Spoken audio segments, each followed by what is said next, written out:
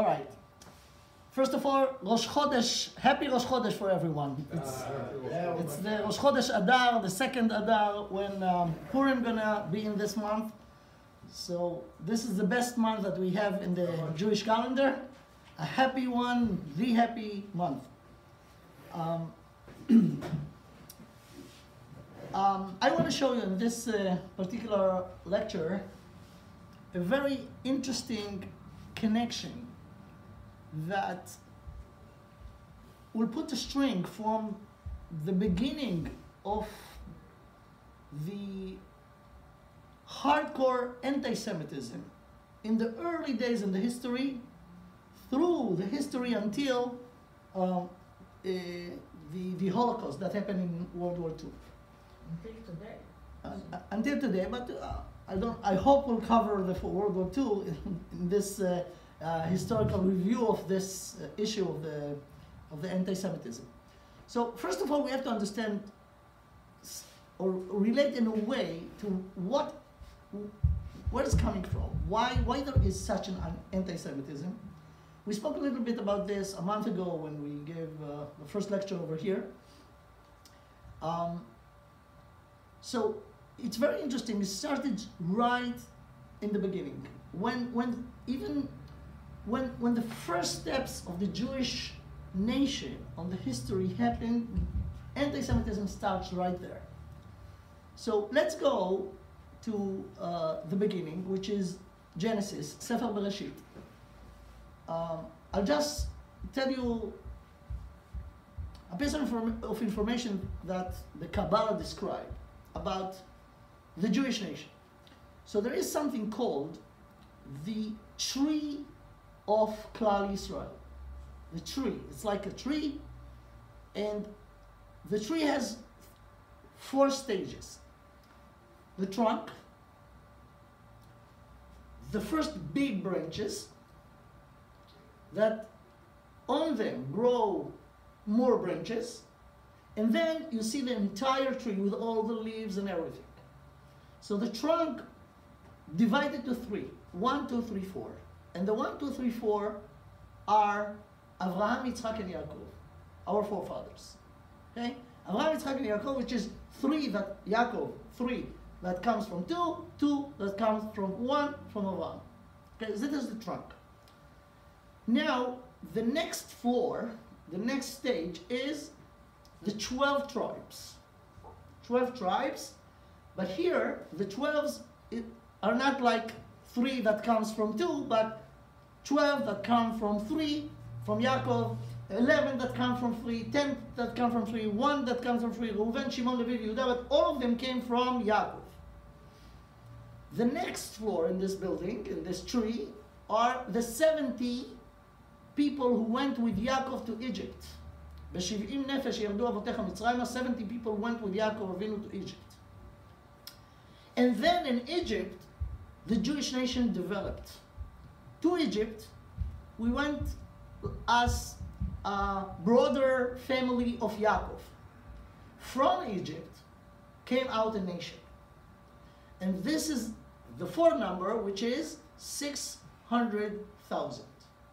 This number is the number of the families, meaning the men from the age of 20 to 60, same number of ladies and their children. But the Kabbalah said that there are only 600,000 major souls in the Jewish nation. There are neshamot or souls that come out of this 600,000, but there are only 600,000. So this is the general information about what a Jewish people is. Okay? Why it's important? I give it as an overview in order to focus now on when you move from the trunk to the tribes. So the 3rd forefather is Yaakov Avinu, right? Yaakov, Jacob. When you go to the Torah and see the description about the birth, the pregnancy and the birth of Yaakov Avinu, this is the place that you have to start from in order to follow anti-Semitism, and you will see how. let's go to the verses in the Torah. In Genesis, Sefer Bereshit, the beginning of Parashat Toldot, Genesis 25, description of Yitzchak and Rivka, the father and mother in Yaakov Avinu. Let's see. ואלה תולדות יצחק בן אברהם. I read the Hebrew because for me it's funny I'm in Israel, why to read the English? The English is always, any language, not English, any translation from the holy language is diminishing the meaning, always. And you will see it in many examples over here. So, if you want to see this translation and try to understand it better, fine, but I read the original. ואלה תולדות יצחק בן אברהם, אברהם הוליד את יצחק. So Abraham was the father of יצחק. ויהי יצחק בן 40 שנה לקחתו את רבקה. יצחק was 40 years old when he married Rebecca, okay? And it was a problem in the beginning of their marriage. They were not able to bring children to the world. So Yitzchak prayed because Rivka was barren, she could not bring children, and Hashem answered positively his request. And then the next few verses describe the most amazing pregnancy ever in the history. Look at this. ויתרוצצו הבנים בקרבה. She became pregnant, but she has twins, and they were restless there. They were fighting. They were restless there during the 9 months of the pregnancy. And Rivka realized that it's not a regular pregnancy. She probably spoke with her friends, and she understood that it's not just a complex with this particular pregnancy. There is something meaningful in this. So aside from going to the doctors, she went to understand it spiritually. So the Medrash says that she went to the yeshiva to ask the rabbis of the time. Who were they? Shem ve'Ever. Shem ve'Ever was not Jewish, but they were teaching the way of God, the way of Bnei Noach. When Shem was the son of Noach, so they taught, they were spiritual people. So she went there, and Hashem gave her a message through Shem. Shem was a prophet. So Hashem told her the following. Vayomer Hashem la, and here's the major thing. Vayomer Hashem la. Hashem said to her, Shnei goyim bevitnech u'shnei le'umim mime'ayich yiparedu. What you're feeling over here, it's a big thing. Those twins actually going to be fathers or establishers of two nations. Two nations going to come from this pregnancy. And those two nations will be always in interaction between each other. שני גויים בבטנך ושני לאומים ממאייך ייפרדו ולאום מלאום יאמץ. They will try, each one of them will try to overcome the other, to lead him. So, what you're seeing over here is just a promo. This is a pregnancy. Those fetus gonna be babies. They're gonna be men. There'll be a conflict between them since they were in the womb, through their life, through the history. And here what he said to her, Hashem, God told her, a nation from nation will be always in conflict, but the bottom line will be, the old one, the firstborn, will be under his younger brother at the end of the conflict. But the conflict is going to be a long time through the history. Okay, so that was this is the first brick in the building that we're going to show. Okay, remember this. Okay, okay, the pregnancy finished, now the delivery. And the delivery was not less dramatic. Look what happened in the delivery.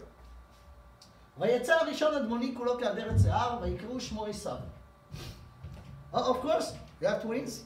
One will be first, right? So the first one was Esav, whatever, how do you call it in English? Esav. ואחרי כן יצא אחיו, וידו אוחזת בעקב עשיו. And this is interesting.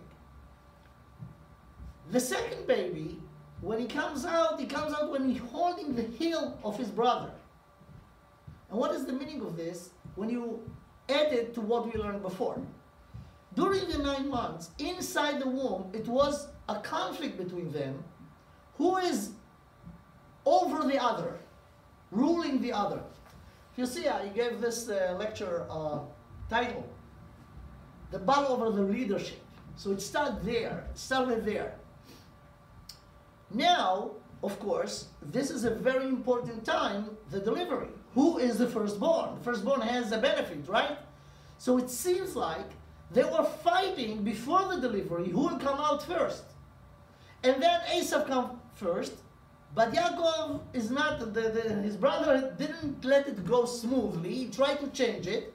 So he held him in his heel in order probably to take him back in and go outside instead, but he lost. Now because of this, be aware of this, because of this, his name was Yaakov. Vayikru et shmo Yaakov. So again, if you do not understand Hebrew, you will not see the connection. You have to know, akev, heel, in Hebrew called akev, heel. So Yaakov, he was named because when he was born, he was holding the heel of Esau. Therefore, he named Yaakov. Now, right over here, I want to hint something that's going to happen later on in the history. We are the descendants of Yaakov. But we are not known as Bnei Yaakov, but as Bnei Israel, right? So Israel was another name of Yaakov. This name was not given to him when he was born. It given to him much later in his life. And this is very interesting because, again, there are many deep notions in every this detail that the Torah describes. The Torah is not just a book, like any human being could write a book. The Torah is the book of God. So there are different levels of understanding the information that's in the Torah. So one of the things that we have to know, and if you're familiar a little bit with the Torah, with the Bible, there is very important room or weight in the Torah for names. Names are not just arbitrary. If you remember, the first mission that Adam, after he was created by God, the first man, Adam Arishon, the first mission before everything was to give names to all the animals. Hashem, God passed the animals in front of him and he named them. And it says in the Torah that every name that he gave, he knew the right name to give. What do you mean the right name? There are wrong names? The answer is yes, there are wrong names. There are names that are not names. The real name is the definition of the one who got the name. So in order for this, you have to be really wise and really understanding in order to give the right name. All of the names in the Torah has meanings. They're not arbitrary, has meanings, very, very particular meaning. Now Yaakov was called here Yaakov. By the way, the name of Esau also has meaning. Why? What do you mean? Okay, let's go back to the description of how baby Esau was looked like. Very unusual. When he was born, he was hairy. Kulo ke'ader tzar. Kulo meaning from his toes to his head. He was hairy. He was like a monkey. And he was a red head, admoni. It was a red head hair, a red hair all over his body. Therefore, his name is Esau. What is Esau in Hebrew? Esau is done, asui. Asui, meaning hairy men usually become men, could be hairy at later point in their life, you know, from the age of 13, 14, when they become mature. But this baby was mature from outside, mature from outside, with the hair from day one. Therefore, he was called Esau, done. Okay. Now, when it happened, when Yitzchak was 60 years old, he was 40 when he married Rivka. It took them 20 years until they got those twins, Yaakov and Esau. Okay, let's continue. The Torah describes that those guys, Yaakov and Esau, grew up, ויגדלו הנערים, and you could see that even though they were twins, they developed two different kind of character. Esau became a handyman, a hunter, ish yodea tzayid ish sadeh, but his brother Yaakov was more in the intellectual side, spending his time learning in the ohel, in the house, not outside. He's not an outside person, he's an inside person. What do you do inside all day long? You learn. So he was more intellectual, Yaakov, and Esau was more practical, more physical. Now here, again, in the deepest levels of the Torah, in the Kabbalah it says that there is a connection between this description of Yaakov and Esau to the first verse in the Torah. What is the first verse? Bereshit bara Elokim et hashamayim ve'et haaretz. Shamayim is the spiritual dimension in the universe, Aretz is the physical. And those two divided between them, these two components of the creation. Meaning, it was aside from a character, a philosophy. And the philosophy was in conflict. The question was, what is the main? And what was the mean? What is the purpose and what is the mean? What is the goal? What is the mean? So, according to the philosophy of Esau, the physical, the material is the main, and spiritual has room as a servant for the physical. And Yaakov was vice versa. The spirituality is the main thing, and the entire physical is to serve it. So it was a conflict over here, not just between two fidas, not just between the two persons, not just between the two nations that are going to come out of them, but between those two philosophies. Remember this, it's very important in order to understand what happened later in the history. Because our time is very limited and I want to go to the major points, so I will review in almost initials the main junctions of this journey. What you have to know that after this, the Torah described in the continuation that it was a story about Esau coming from hunting one evening. He find his brother Yaakov in the kitchen, making for him a food. He was very hungry. He asked him, feed me, give me, I'm hungry. So he told him, Yaakov, okay, no problem, I made it for myself, but he didn't even want to share because he was so hungry, he wants everything. So he told him, okay, do you mind to make a deal?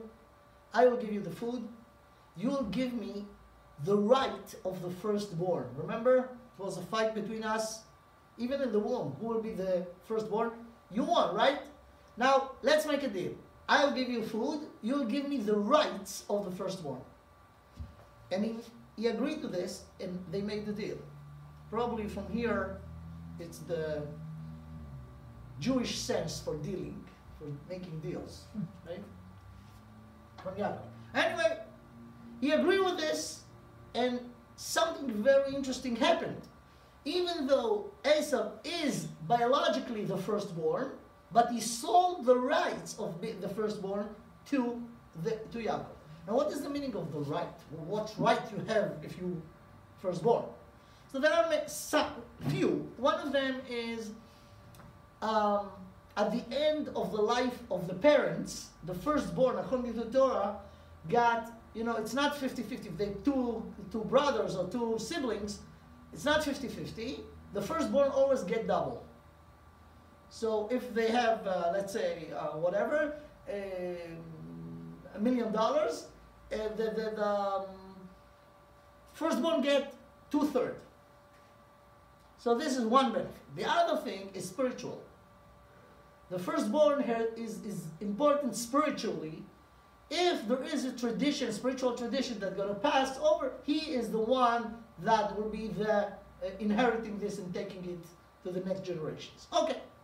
So Esau agreed with this, and the rights of the firstborn was sold. That happened when they were 13 years old. Many years passed. I'll tell you how many. 50. 50 years passed. Now they're both 63 years old. Yitzchak, their father, felt that he is old and he doesn't know when he's going to die. So he wants to give his will. So the Torah described in chapter 27, here we are in chapter 25. If we jump to chapter 27, the Torah described that Yitzchak felt that he has to give his will because he doesn't know when he's going to die. So he called his oldest son. Yitzchak, you have to know, never knew about the deal that they made about selling the right of the firstborn. He never knew about this. So for him, Esau is his firstborn. Therefore he called him and he told him, listen, I'm going to die. I don't know when I'm going to die. I want you to get my blessing to you. And the blessing is not just blessing. It's the will. Okay? So he told him, go hunt, give me a good meal, and after I'll eat the meal, I'll give you the blessing that I want to give you. Esau went out to hunt. Rivka, the mother of Esau and Yaakov, heard this, and for her own reason, because she heard the prophecy, remember, God told her when she was pregnant that the firstborn will be under the younger one, right? Because of this and because of other reasons, she could not agree to this, that the blessing will be given to Esau.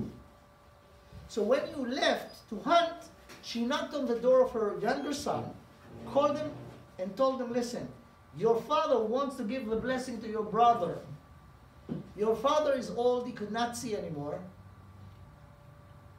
Go, get me goats from outside. I will make the food for your father. You will go to the room of your father and present yourself as Esau, and you should get the brachot, you should get the blessing. Now there are many questions about it, why it has to be done this way, but she initiated this. Rivka. It's very interesting that Yaakov has no problem with this morally. And he was a very spiritual, moral person. But he doesn't have any problem with this. And he agreed with her. He just asked her one thing. There is a problem, because if I go to my father and present myself as Esau, it's true he could not see me, but he could feel me. And my brother Esau is a hairy guy and I'm not. So if he will feel me, he will discover that I'm not Esau, and instead of a blessing, I will get a curse.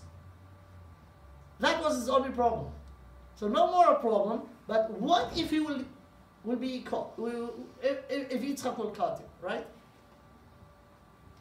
Rivka said, don't worry about it. I thought about this already. I have a solution. Do whatever I told you.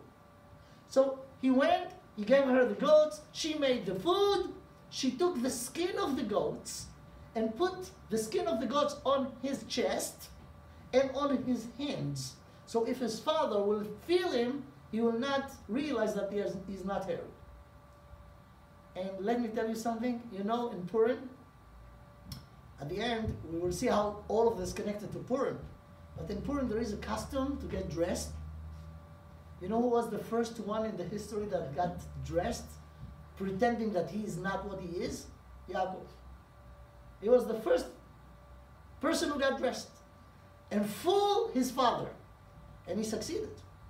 He went inside, the Torah described, with the food. He said to his father, your meal is ready, I'm here. So he asked him, who are you? He told him, I'm Esau, lying to him. So he asked him, he was very suspicious. He said, how fast? It was too fast to go out, to hunt, to make the food. So he said, don't worry, Hashem helped me to hunt right away. Everything is fine. Problem was that even though he could not see Yitzchak, but his other senses were good. And probably when Yaakov says, I'm Esav, Esav has a very heavy, low voice. And Yaakov was a higher voice. So in the way he said, I'm Esav, it was like, I'm Esav. And it was suspicious. So Yitzchak said to him, okay, come, I want to feel you, to see if you're really my son Esav. And he felt him. Velo hikiru, and he could not recognize him. He could not recognize that it's Yaakov. And then he said this famous sentence, Hakol kol Yaakov ve'ayadayim yadei Esav. The voice is the voice of Yaakov, but the hands are the hands of Esav. But then he was convinced that it's Esav, and he gave him the bracha. The smell of the dresses. That's another one. Right. Yeah, all those senses. See, you have smell, feeling. Okay. Is that possible to ask a question? If it will be short, because yeah, okay, because I want to. We could do discussion later, but if there's a small question that could be answered shortly, I'll do it. Small comment. It's very immoral. It's a lie. Yeah. I think I emphasized this, no? And that's the basis of the Judaism. I said I emphasized this right before. I know. I didn't hide it. I didn't try to make it nice. It's not. But he bought it. But don't jump to conclusions. It was at the end the right thing to do. How? We'll discuss it. Okay? But I emphasized it. I didn't. It was a lie. It was a lie. They tricked Yitzchak. He got the blessing by fooling him, for sure. Now the question is why he did it this way, and is this moral, and this is Judaism, and this is our forefather. So don't jump to a conclusion because it's true, but we'll talk about this later. Fine. So the bottom line was he didn't recognize that it's Yaakov. He was sure this is Esav, and he gave him the blessing. What was the blessing? Let's go to the Torah to see what the blessing was. So he told him the following. He gave him in the beginning, you should have everything financially, you will be successful. וייתן לך אלוקים מטען השמיים ומשמני הארץ ורוב דגן ותירוש. You'll have whatever you need financially. יעבדוך עמים וישתחוו לך לאומים. All the nations of the world will bow down to you. But look at this. He said this, and I make it clear over here, emphasize it. הווה גביר לאחיך וישתחוו לך בני אמך. He put this person that get the bracha, Yitzchak, put this person that get the bracha from him now, a master over his brother. Heved gvir le'achecha. You will be the master of him, and he will bow down to you, meaning he will be your servant. According to what he knows, Yitzchak, it's the right thing to do, because Esav is the firstborn, right? So it's all right that he will be the one that his siblings should be under him. Okay, Yaakov got this bracha, went out. As soon as he went out, his brother came from the hunting. He came, doesn't know anything, prepared the food, came to his father. Your meal is ready. He asked him, what? Who are you? I ate already. Esau realized quickly that Yaakov tricked him, and he was really upset. And he said to Yitzchak, I want you to bless me. So Yitzchak realized that his suspicions in the beginning that maybe it's Yaakov was true. So he told him, your brother came and took your blessing. So Esau told him the amazing thing. He told him, he was very angry, and he told Yitzchak, yeah, his name Yaakov is the right name for him. What is Yaakov? Yaakov in Hebrew is also a sneaky one. Like, Yaakov is something that's going like this, not straight. So this guy is so sneaky. He did it twice to me. First, he took my firstborn right, referring to the thing that happened 50 years ago when he sold his firstborn rights. And now he took my blessing. Ironically enough, that was the information that Yitzchak was needed in order to come down. Because Yitzchak was really confused. How could he make the little one a master over the older one? He never knew about selling the firstborn rights. But now, when he was frustrated, Esau discovered to him that actually he sold his firstborn rights. So for Yitzchak, okay, so everything falls on its place. Still, Esau was very angry. And he said to his father, okay, bless me too. You have only one blessing. Come on, bless me too. Yitzchak told him, listen, I could bless you, but you'll not be happy. Why? Because I could not change what I gave to Yaakov. It's irreversible. And I told him that you will be under him. I could bless you, but I could not change this. And anything that I will give you will not satisfy you because I could not change this. Esau was so anxious to get the blessing, he pressed his father, please bless me. So he told him, okay, you want me to bless you, I'll bless you. But again, I could not change it. It's irreversible. And now look at the blessing that Yitzchak gave to Esau after they both realized that Yaakov took the original blessing. It's very important what Yitzchak says to Esau. So he said the following. Again, he gave him financial, successful, meaning you will have everything that you need financially. Now, when it comes to the relation between you and your brother, you will live on your sword. He was a hunter. So he blessed him. Everything that you want, you will get. And if you will not get it easily, you will get it by force. And if some force will not be enough, bigger force. You have the sword in your hand. But et achicha ta'avod, you still be under your brother. You'll be the servant of your brother. והיה כאשר תריד ופרקת ולא מעל צוואריך. There is some very interesting condition that if it will happen, then you will not be obligated to be under him anymore. And it is very curious.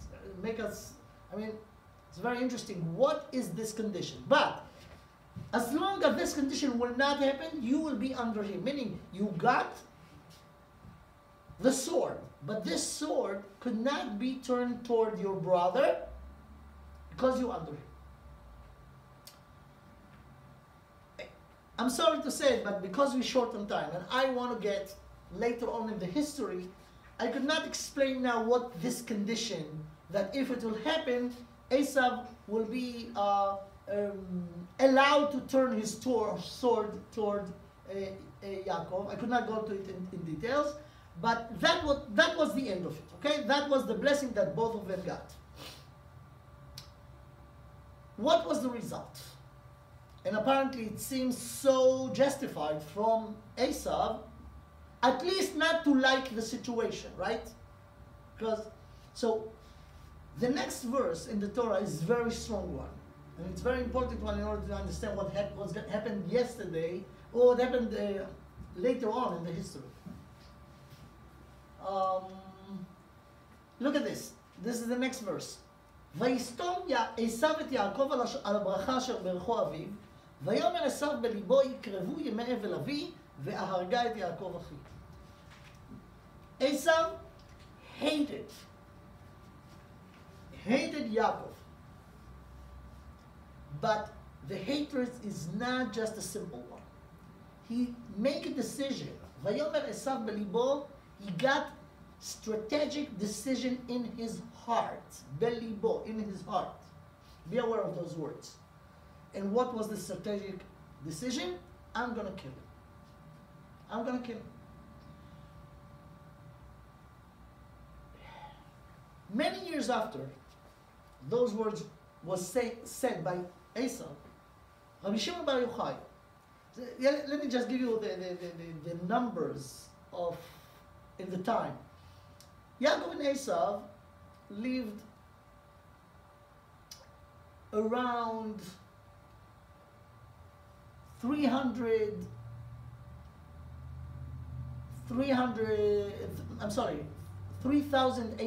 years ago, 3,700 years ago, 3,700 years ago.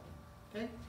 Rabbi Shimon Bar Yochai lived after the destruction of the second temple. We're talking about 1,800 years ago. So there is enough time between those two. Now, Rabbi Shimon Bar Yochai relate to this, and in the Medrash he says, Amar Rabbi Shimon Bar Yochai, halachai beyadua she'esav sonel Yaakov. Halachai meaning it's a principle, it's a well-known principle that Esav hate Yaakov. Why Rabbi Shimon Bar Yochai said that? So this is a whole big thing. Here is the source of anti-Semitism.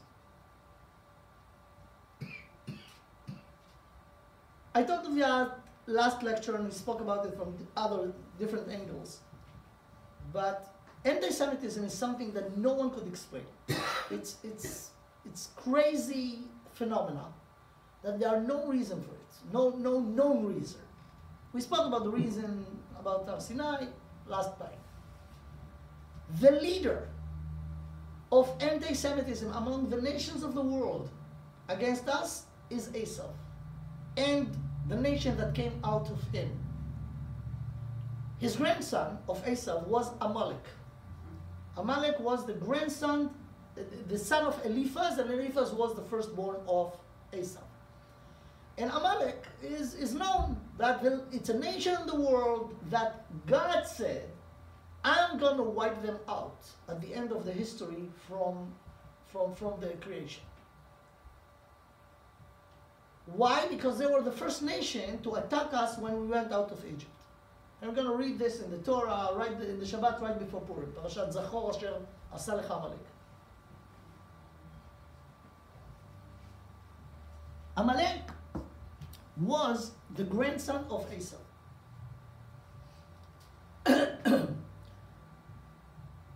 Esau was redhead, right? He has red hair, and the Torah says, "Al ken kara shmo Edom," because when he was born, before everything, when he was born, he was red, right? And the Torah says, "Vayetza rishon admoni al itenina min ha'adom ha'adom." Even the food that he wanted from Yaakov was red. The color of the food was red. Al ken kara shmo Edom. Therefore, his name is Edom. If you remember in the beginning, we said the names are very significant in the Torah. What is Edom? Edom is red, and red is blood. Blood is red. Now he was a hunter, and the blessing that he got, the ve'al char becha techiyeh, you will live on your sword. Be aware of this absurd. Life and death are just two opposites, right? So the blessing that he got, that he will live from killing. Ve'al char becha techiyeh. So Esav and blood goes together. Now, when he decided over here, Esav, to kill Yaakov, we have to take this decision very, very seriously. It's, as I said, strategic decision that got developed during the history. And him, Esav, and his descendants will find opportunities during the history to fulfill this decision. Rabbi Shimon Bar Yochai lived after the destruction of the second temple. The second temple was destroyed by the Romans. And the Romans has connection to Edom. In Chazal, in our sages, the exile that happened right after and since the destruction of the second temple, called Galut Edom. It's the exile under Edom, which means it's connected to Esau, to his descendants. Now, Rabbi Shimon Bar Yochai lived after the destruction of the second temple. If you heard about the 10 sages that the Romans killed brutally, one of them was Rabbi Akiva, Asara, Uge Malchut, the 10. Rabbi Akiva was one of them, and he has the worst death. He was old man, he was 120 years old, and the Romans decided to give him a very cruel death. They didn't kill him. They cut his skin and flesh from his bones alive. סרקו את בשרו במסרקות של ברזל. So Rabbi Shimon Bar Yochai was after this. He was after the destruction of the second temple by Edom, by Esau, by the descendant of Esau. They killed his Rabbi. They destroy a whole city, big city, south of Yerushalayim, called Beitar, and many, many people got killed there. So he related to this and he said, this is what he said, I'm gonna kill you. And it's gonna happen in the history in different points in the timeline of history. Now, in a way, I have to, but I don't know what to do. I want to explain why, apparently it seems that Yaakov brought all of this on himself because he tricked Esau. Meaning he is to blame. But I said before that, in a way, apparently it seems so, but it's not. I have to explain this. But I want to, before to do this, to go to the history and show what other events during the history happened based on this decision of Esau. Remember those words. Vayomer Esav belibo aharga et Yaakov. He has a decision in his heart to eliminate, to kill Yaakov. So from here, I will jump few places in the history and go straight to World War II. Because we have to cover this before Purim. That was the topic. Okay.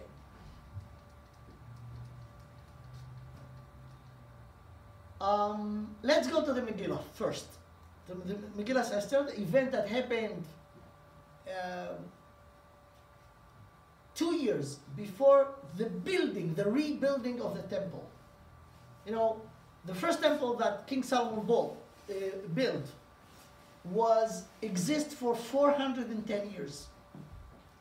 After 410 years, the Babylonian destroyed it, the first temple, and take all the Jews that was in the land of Israel to exile for 70 years. It's called the exile of Babel, 70 years. After 70 years, they came back and they rebuilt by Ezra and Nehemiah, the second temple. 2 years before the end of the 70 years was the story of the Megillah. King Ahasuerus was not a Babylonian. He was a Persian. He was a king of Persia. He himself was not a Persian, but he was a king of Paras Umadai, of the Persians. The Persians become the superpower after the Bavel collapsed. They become the superpower. So the last 18 years of the 70 years of the exile in Babel was under the rule of the Persians. In the beginning was the Koresh, Daryavesh, and then came Ahasuerus. Ahasuerus was the king. He is famous from the Megillah. He was the king in the last 14 years of the 70 years of the exile of Babel. Okay? Now, what's the story in the Megillah? The Megillah story, you probably know. I will just repeat the main things. King Ahasuerus, says the Megillah in the beginning, made a big party, huge party, when it's entered the 3rd years since he became a king. And there are reasons why then he made this. But he made a big party of 180 days. Could you imagine? 180 days, it's half a year. Party. After he finished this party, he did another party for 7 days for the people of the capital, which was Shushan Abira. All the citizens in this capital, in this city, where was the palace of the king, was invited to 7 days party. After they drank, you know, he drinking already 180 days, and now another 7, he was completely drunk. At the 7 days, he decided to call his wife to come to show her beauty to everyone. She refused. He killed her. Remember the story about Vashti, his wife, the queen? He killed her. What was the reason? I mean, how how it happened. He advised with his advisor, and one of his advisors told him, listen, you must eliminate her, because if everyone, all the ladies in the entire kingdom will hear that a wife is not listening to her husband, it will be a big mess. So you have to eliminate her. Who was this advisor? Haman. Memuchan. He was number 7. There was 7 advisors, and he was number 7 in the hierarchy, and he jumped and he said, you have to eliminate her. And because of his advice, she was put to death, and now the king is single again, and he was looking for a new wife. It took him 4 years. He met so many girls, and then he decided in his the 7th year of his kingdom, when he was a king, 7 years after, he decided, he picked one lady by the name Esther, but he doesn't know anything about her. And this is very weird, because she was Jewish. Her uncle, Mordechai, told her, don't ever dare to say that you're Jewish. And it works. The king married her, not knowing that she's Jewish. Fine. That's the story that mentioned in the first 2 chapters in Esther. And Esther scroll in Megillat Esther. Now comes chapter number 3. Look here. אחר הדברים האלה, גידל המלך אחשוורוש את המן בן המדת האגיגי. What do you mean אחר הדברים האלה? After all those words.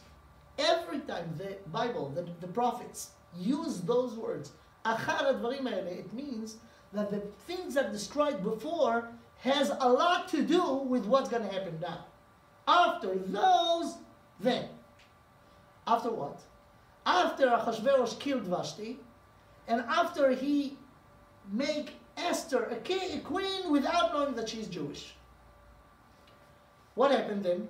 He took Haman, which was number 7, and upgraded him to be number 1. גידל המלך אחשוורוש את המן בן המדת האגגי וינשאהו, he put him high, וישם את כיסאו מעל כל השרים אשר איתו. So he's number 1 now. Of course, the king is over him. He's the king. But he is a prime minister. He is above all the other ministers. Now, because upgrading him was not a natural way to go up, it was artificial, the king gave very unusual order. No king ever in the world will agree to do this, but Ahasuerus did it. What did he say? The order of the king was that everyone should bow down to Haman. Why no king will do that? Because this is an exclusive thing that belongs only to the king. The king could not let people to bow down to other authority, but because he wanted to emphasize the upgrading of Haman, he made this order. וכל עבדי המלך אשר בשער המלך קוראים ומשתחווים להמן, כי כן ציווה לו המלך. Mordechai moved, he was a resident of Shushan before, but when Esther became a queen, he wanted to be close to her, so he moved and dwelled next to the palace, not inside the palace because he was not part of the palace staff, but he was right outside of the palace. Now Haman come and go every day, many times during this gate, because he's a prime minister, he has a lot to do with the king, right? And everyone, when they saw Haman, bowed down to him, not Mordechai. The people around, not Haman, in the beginning Haman didn't notice this. He was too high to realize who's bowing down, who's not. But the people around, Mordechai told him, why do you not fulfill the order of the king? The king says that you have to bow down to Haman. So he said, no, I'm not bowing down to anyone, only to God. So they told Haman that there is a Jew over here that refused to do the order. He got so frustrated, so furious. Look at this. ויאמרו עבדי המלך אשר בשער המלך למרדכי, מדוע אתה עובר את מצוות המלך? Why you're not bowing down to Haman? And he didn't listen to him, and they told Haman. Because they want to know if he will really stay behind his words, Mordechai, after Haman will do it. כי יגיד להם אשר הוא יהודי. He told them, I'm Jewish, I'm not bowing down to anyone. וירא המן, כי אין מרדכי קורא ומשתחווה לו, וימלא המן חימה. He became furious. Now, it was out of proportion completely, and look what he decided. ויבז בעיניו לשלוח יד במרדכי לבדו, כי הגידו לו את עם מרדכי, ויבקש המן להשמיד את כל היהודים אשר בכל מלכות אחשוורוש עם מרדכי. And this is completely out of proportion. You have one Jew over here who refuses, is fanatic Jew, do not want to fulfill the orders of the king. Okay? But his decision was to kill all the Jews. Why? Because he understood that it's not a personal thing. It's a philosophical thing. And not just Mordechai is not bowing down to him. No Jew will ever bow down to him. Therefore, as long as the Jews are in the world, his status is not sure. Therefore, he decided to kill all the Jews. So, that was his personal ego, apparently, and he decided to kill all the Jews. So what did he do? So the Megillah described that he made a lottery on a day, what will be the best day to kill all the Jews. And what was the date? The 13th of Adar. 13. Yud Gimel Adar, 13 Adar. And the lottery was made in Nisan, meaning in another 11 months, all the Jews will be eliminated. But now we have a problem. After he decided, and he picked up the date, of course, he's the prime minister, but he has a boss. He has to go to his boss and to the king to get permission to do that. It's not easy, to take one nation from the many nations that the king ruling over and just eliminate them. So he came to the king, he offered them money, and he told them why it's not a problem to kill the Jews. And the king doesn't have a problem morally with this. And he said, okay, I don't need your money. Fine, you have the permission. He took his ring, stamped it, and that's it. It was a death decree on the Jewish nation. All over the 127 states that Ahasuerus was ruling over them. We know the rest of the story. Mordechai heard this. He sent Esther to try to go to the king, to tell him, listen, you could not do this to the nation that is the nation of the queen that you so much love. And Esther did it very wisely.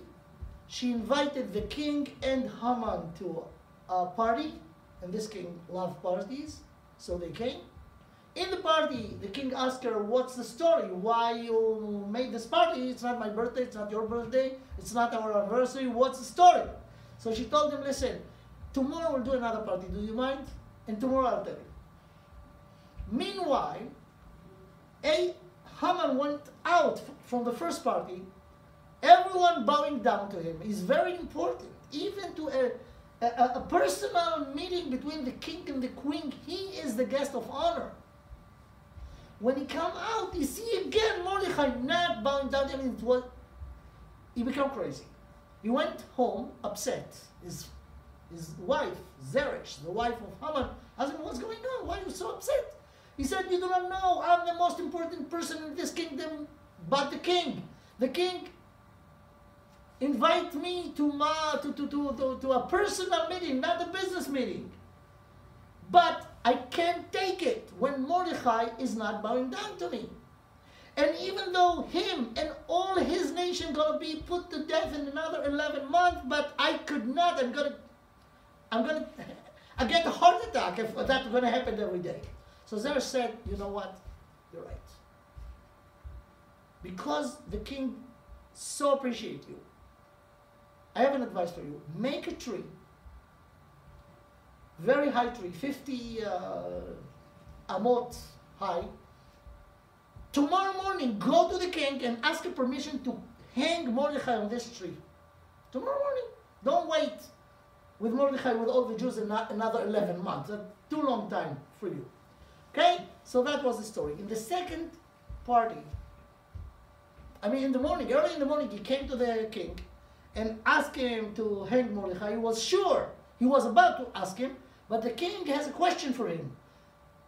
During the night, he could not sleep. He got the diary and he saw that some Jew by the name of Mordechai saved his life a few years ago and he didn't get any reward. He was bothered by this. He could not sleep all night. Then Haman came early in the morning, 5 a.m. in the morning. He knocked on the door. The king asked, who is there? Haman, and he was really tired. So he asked him, listen, Haman, I have a question for you. It's good that you came here. This is the question. There is one person in the entire 127 states that I'm ruling over that I owe him a lot, and I really want to give him a big honor.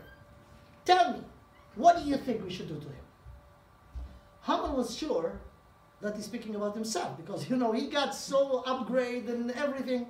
So he said, okay, I have an idea. Take him on the best Cadillac. The Sus asher achav alav hamelech, put the clothing of the king and the crown on this person, and one very important person will go from the government, will go with this horse and shout in very loud voice, like this will be the honor that the king will give to a person that he appreciates.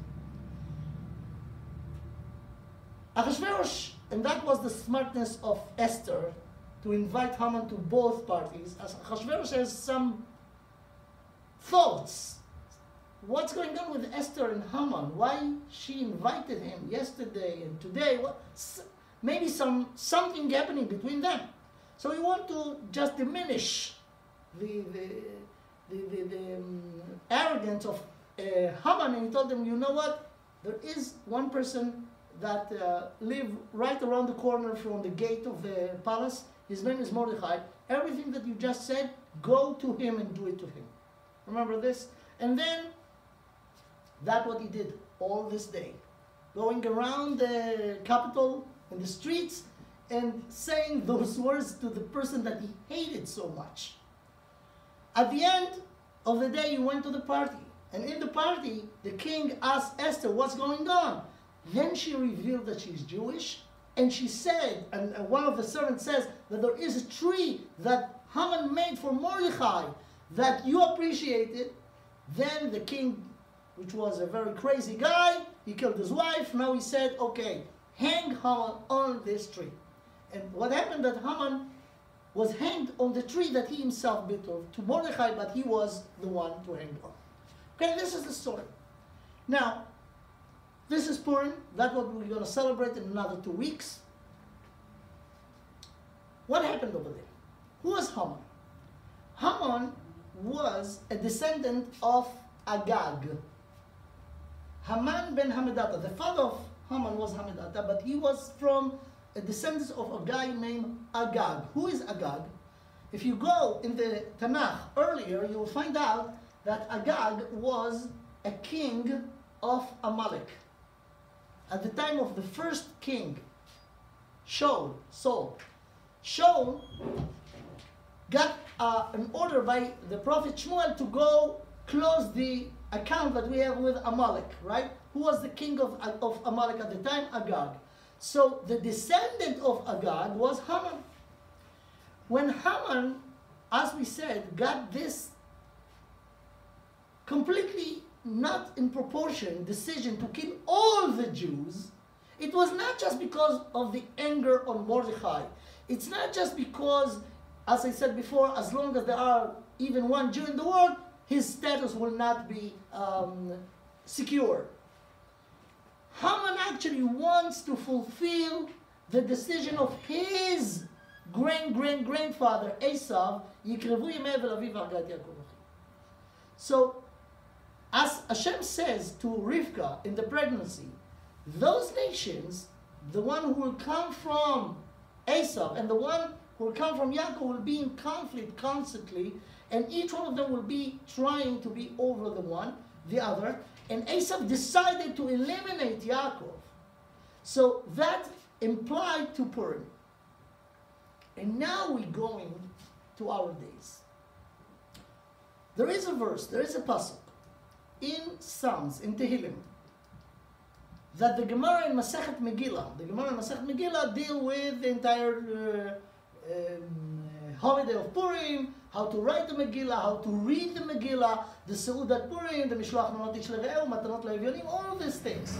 So among the other thing that was discussed during the Gemara brings this verse. This verse is in Tehillim, in Psalms, and look what this verse says. It's Psalms 140, verse 9. Al titen Hashem ma'avayei rasha, zmamo al tafek yerum museh. This is the verse.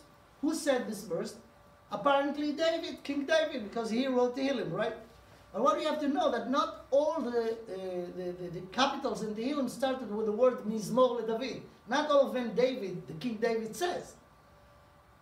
Some of them was sang by other people, like Tfilah LeMoshe Ish HaElokim, like Mizmor Livnei Korach, Mizmor LeAsaf, different. Okay, this verse from this capital, Kuf Mem, saying the following: Al titen Hashem ma'avayei rasha. Let me explain the words. There is a wicked one, some wicked one, that the person who pray, really afraid and scared from this wicked one. So he prayed to God, and he said to God, don't let God, this wicked one, to fulfill his will. He has an evil will. He wants to do something terrible. Please don't let him do it. That's what this verse means. Al titen Hashem, don't let God, the desire or the want of this wicked one to fulfill. Zmamo al tafek, I don't know the translation over here, what they say, but I'll tell you what the meaning of this. Zmamo al tafek, he has an evil thought. Don't let it apply. Al tafek meaning don't let it apply. Don't let it actualize. Okay? This verse is in Tehillim. The Gemara in Masechet Megillah, 1700 years ago. It's very important to know those numbers. 1700 years ago. Actually, no. The Gemara is 1500 years ago. Doesn't make any difference. 1500 years ago, the Gemara was written. The Gemara bring this verse from Tehillim. Tehillim was written 3,000 years ago. So the Gemara relate to a verse in Tehillim, and the Gemara says the following. The Gemara bring this verse, and I'll show you the Gemara. The Gemara says the following. Amar Rabbi Yitzchak. Rabbi Yitzchak says, "My dichtiv, what is the meaning of this verse in Tehillim? Al titen Hashem ma'avayei rasha zmamo al tafek yerum museh." So says the Gemara, 1500 years ago, Amar Yaakov lifnei HaKadosh Baruch Hu. This pray, the person who pray that Hashem will not let the wicked one to fulfill his evil desire, is Yaakov Avinu. And it's connected to the conflict between those two brothers and the two nations. So Yaakov prayed then. He said, don't let Esau to fulfill his desire. Look what in the word of the Gemara. Amar Yaakov lifnei HaKadosh Baruch Hu, ריבונו של עולם, אל תיתן לעשו הרשע תאוות ליבו, the desire of his heart. Remember what I asked you? To remember in the verse it says, ויאמר עשו בליבו, יקרבו ימי אבל אביו והרגעת יעקב אחי.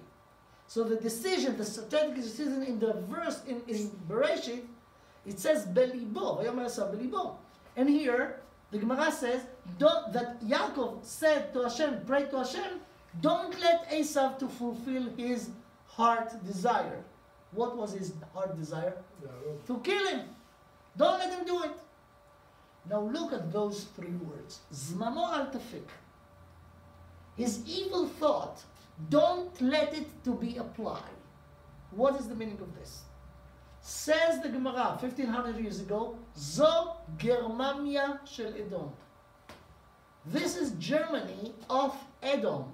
Says Rashi, Germania Shem Malchut v'ime Edom. Germany, a name of a monarchy, and it's from Edom. Edom is Esau. Esau is Avi Edom. So the Gemara knew that during the history will be a monarchy by the name Germany, and it's related to Edom, And what is the prey? Look. זממו אל תפק זו גרמניה של אדום, שאילמה להם יוצאים. If you let them go out from their places, יוצאים meaning going out from their place, מחריבים כל העולם כולו. They will destroy the entire world. What do you mean the entire world? Who said this? Yaakov. Yaakov doesn't care about the world. He cared about his descendants that will be spread all over the world. So he said, this is very dangerous. He decided in his heart to kill me.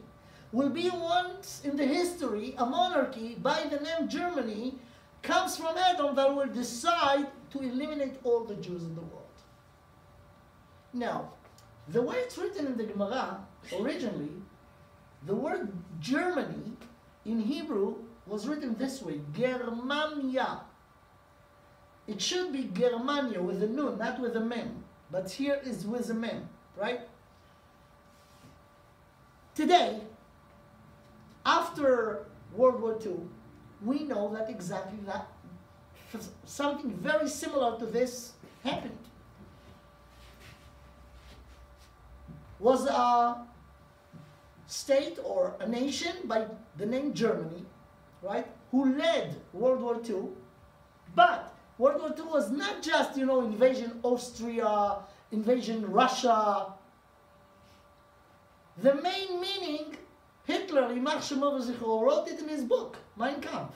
What was the, before he became a Führer, he explained what he wanted to do, to eliminate his fight, his war, Mein Kampf, is against the Jewish nation.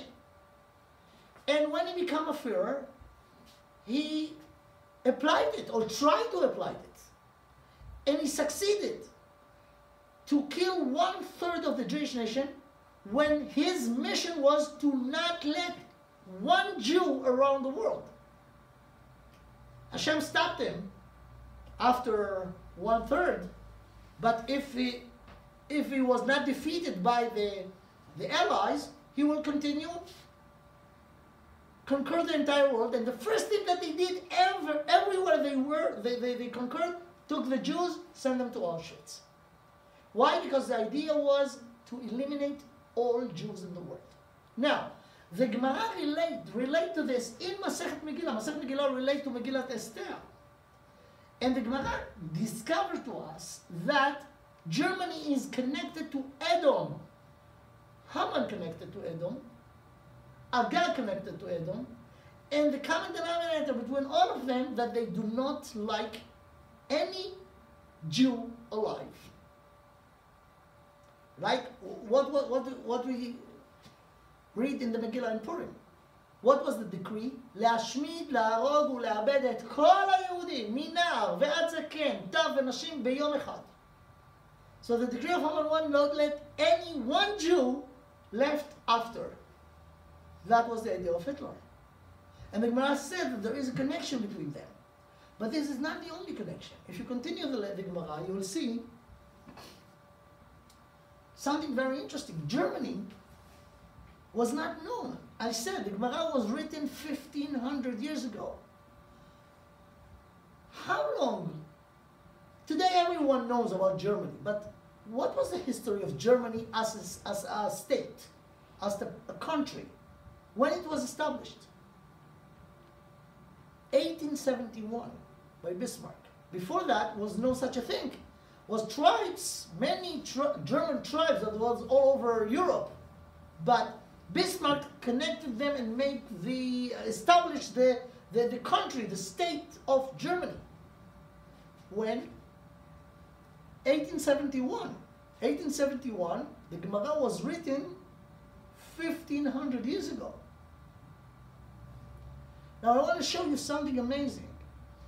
On this Gemara, as I said, it says here, Germania, you see with double M's, double M. It should be Germany with an N, not an M. 210 years ago,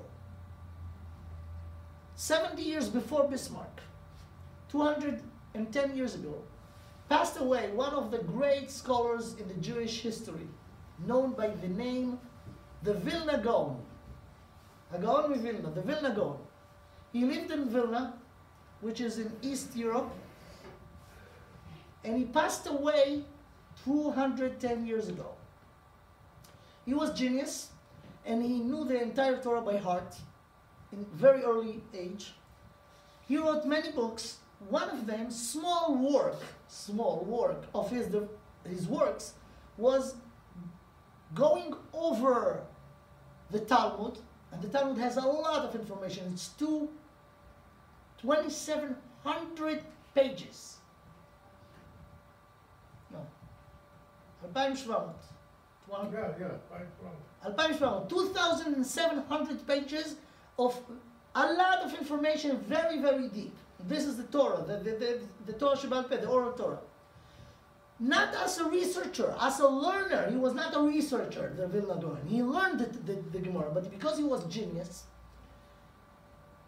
he was able to compare places in the Gemara, and he wrote comments aside, very small comments, but very sharp ones. When he got to this Gemara in Masechet Megillah, Davav, this Gemara also appeared in Masechet Yoma, he wrote down few words in the side. You know what he wrote? And that was before Bismarck. 70 years before Bismarck, he passed away. See what he wrote. The Gra, the Vilna Gaon, right? He said, Tzarich, the word Germania, Tzarich lomar Germania. He said it's a mistake between the Mem and the Nun, when at his time was no Germany and no Germania, but he said this is Germany. And he brought to this a lot of proofs from different places in Masechet Megaim. He proved it. If I today was changing it from Germany to Germany, you'll say, you know the history, so he did it before. So what we learn from this, that the Gemara knew that gonna be a descendant of Esav, Haman, Amalek, by the name Germany. And they will try to again fulfill the decision, the old decision of Esav to kill all the Jews, of Haman. But the Gemara continues and bring more information. Very interesting one for those who are familiar a little bit with the history. The Gemara continues and says the following. This Germany divided to 300 dukes or prince. Okay? And then the Gemara continues and said, 365 dukes there are in Rome. Rome is Italy. And the Gemara connected Rome and Edom, and Germany. Germany and Rome. Okay? There is a constant conflict between the Italian, the Romes, and the Germanies. And on those fights, always one of them losing. And it prevents them to unify under one leader. That's what the Gemara says. Now you know the history of Europe. The Vatican was in Rome, right? Who made the Vatican? Who established Christianity? The Romans. The Constantine, the Caesar of Rome, right? So during the history, after Christianity became the religion of Europe, was always a very interesting connection between German tribes and the Vatican, and they were always a tension between them. Who is the main thing? Is the religion the main thing, and the Germans, Caesars, are they protecting them? Or because they're protecting them, they are the main thing, and they are the boss of the Vatican? So it was a tension like this that was going on for almost 1,000 years. Since the great Karl Gadol, which was a German kind of Caesar or whatever, until right before Bismarck. this time called this connection between the Vatican and the German Caesars, of German's leaders, German army leaders, called Imperia Haromit Akdosha, the Holy Roman Imperials. And it was almost 1,000 years. I guess everyone heard about the Third Reich. You know this notion, the Third Reich? Who made it? The Nazis, right? When Hitler became a Führer, he said, I'm going to build now 1,000 years of the Third Reich. Where he took this? Why 1,000 and why third? Because he compared to the first 1,000 years that the Germans has status in Europe. And then came Bismarck, that was the Second Reich. And then when the Nazis came to power, he called it, or thought to call it the Third Reich. They succeeded for 12 years and they did so much damage. Okay? So the Gemara know here, 1,500 years ago, that there will be a tension between Rome and Germany, and that will prevent them from being unified under one leader. If you look at World War II, you will see that the only ally of Hitler and the Nazis, Yimach Shemam v'Zichram, in Europe was Mussolini from Italy. And they unified under one leader. And that way the Gemara bring it over here, because who cares about the politics in Europe? But because it's connected, very much connected to what just mentioned the Gemara before, that Germany is the descendants of Haman and Esav, that they want to eliminate the Jews, this information is very relevant. Because when it happened, then it comes, the outcome of it was the Holocaust. Okay, there is much more, but I think we should conclude over here. I just want to go back, try to explain the Jewish opinion over here. Because again, when you read the thing, and I even emphasize this, it seems like Yaakov brought on himself and on his nation all these problems because he was the tricky one. He was the liar. So first of all, let's clean up Yaakov. Yaakov was not the one who initiated. Remember, who initiated? His mother. His mother. He agreed with this. He didn't have a moral issue with this. Why?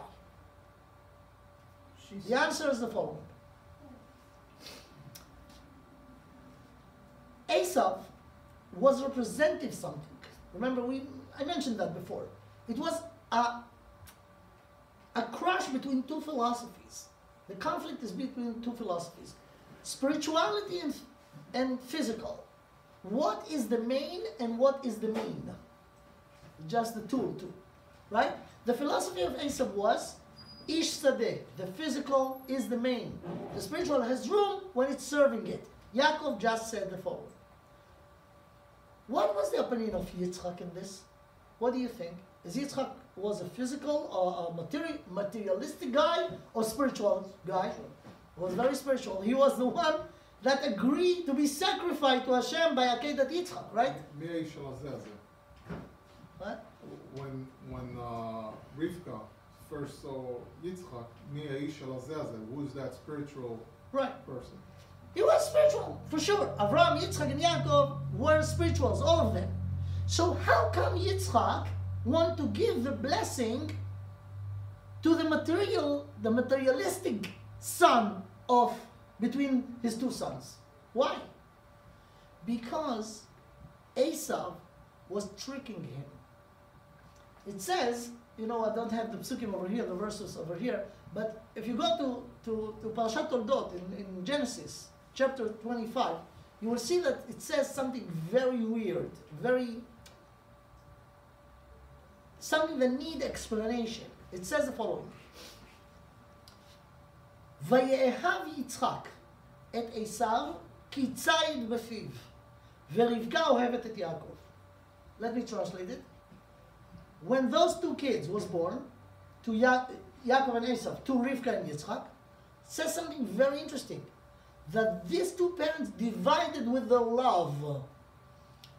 Yitzchak loved Esav. Why he loved Esav? Because he has hunt in his mouth. ורבקה אוהבת את יעקב. And Rivka loved Yaakov. So a few questions. First of all, this is not right. For parents to have a favorite kid, this is not right morally. As parents, you're not allowed to do this. But what makes it even more astonishing is, what is the reason? Why Yitzchak loved Esav? Because he gave him food? He was a hunter? This is a reason to love one of your kids? And what that apparently says about Yitzchak? That he was a hungry guy. Anyone who give him food and make him happy with his stomach got his appreciation. It's impossible. He was not a materialistic guy. Again, he was the one who was willing to be sacrificed to God by his father with no problem. He was a very spiritual person. So how could it be? What is the meaning of this? And if I repeat the verse again, you will see something more that need more explanation. Again, the verse says the following: "Vayehav Yitzchak et Esav ki tzayid befiv." Yitzchak loved Esav because he gave him food. He hunted him in his mouth. "Verivka ohevet et Yaakov." So Rivka was loved Yaakov. No reason given. By Yitzchak there is a reason. Why he loves Esav? Because he gave him food. Rivka ohevet et Yaakov. No reason. Just loved. So why Rivka loved Yaakov? Why Yitzchak loved Esav? And what is the meaning that he loved him? Because he hunted him in his mouth. So again, for this you need to know the original Hebrew in order to understand it. In Hebrew, Vayehav Yitzchak et Esav ki tzayid befiv. You cannot translate it to English, but I'll tell you in Hebrew what that means. Yitzchak loved Yaakov, Esav. Yitzchak loved Esav ki tzayid befiv, because a hunt in his mouth. This is the literal, right? Now the question is, what do you mean tzayid befiv? Apparently it seems because he gave his hunting to the mouth of Yitzchak. But there is another way to understand it. Ki tzayid befiv, not in the mouth of Yitzchak, but in the mouth of Esav. And the meaning is, he was tricking him in his mouth. It's not referring the hunting in the field, it's hunting his love, Esav was hunting the love of his father by tricking him. How tricking him? And the Medrash bring him the spot. He pretend that he is a very spiritual person. Therefore, he fooled Yitzchak in a way that he is the one who deserves his appreciation. When Yaakov and Rivka knew it, they tried to put things in the right way, but they could not say it to Yitzchak. And this is a big story, why Yitzchak has to be fooled, and Rivka and Yaakov didn't tell him that Esav tricking him. You see, after he realized that he gave the blessing to Yaakov, and after everything was clear, he was okay with this, Yitzchak. He didn't say, you know what, you liar, you tricked me, I'm going to take it out of you. Away. He didn't do that. He told Esau, I could not reverse it. Why? Because he realized what happened. Now you have to know, it's a big thing, I could not go to details now, but it's a fascinating thing. Christianity comes from Esau. Christianity comes from the Romans, who give the power to Christianity. Now what Christianity is saying? Literally, the bottom line. We are, after Jesus, we are the right religion. Judaism has no room anymore, no place. They used to be the chosen people, but because they made God angry time after time. And he sent them Jesus, and they denied Jesus. Therefore, they are not now the one. We are the one. And this is a straight continuation of the philosophical conflict and battle that was between those two, Yaakov and Esau, as babies, as people. Now, what Christianity says?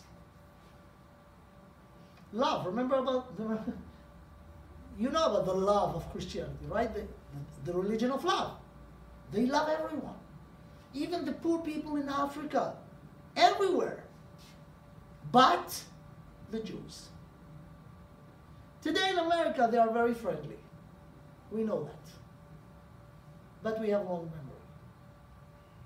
They killed us brutally for 118,018 years, 800 years, 1800 years in Europe.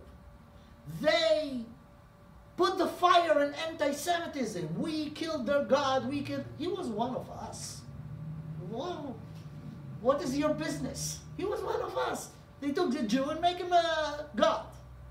But because of this, they killed so many Jews during the history.